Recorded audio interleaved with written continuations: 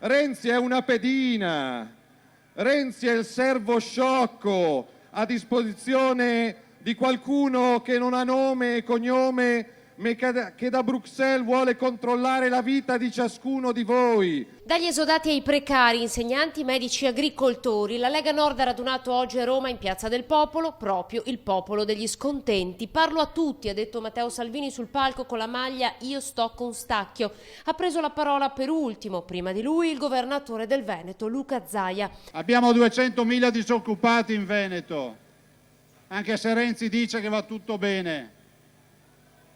Di questi 200.000 disoccupati, 42.000 sono immigrati.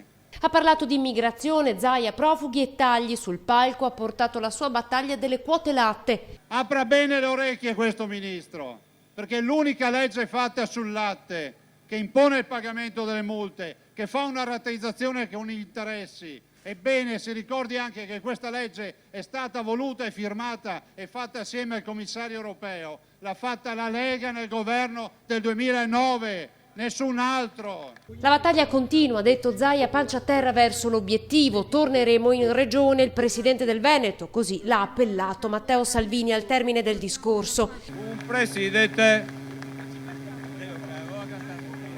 80 pullman dal Veneto, ecco lo scatto, il selfie del sindaco Bitonci con l'assessore Boron e altri dal pullman.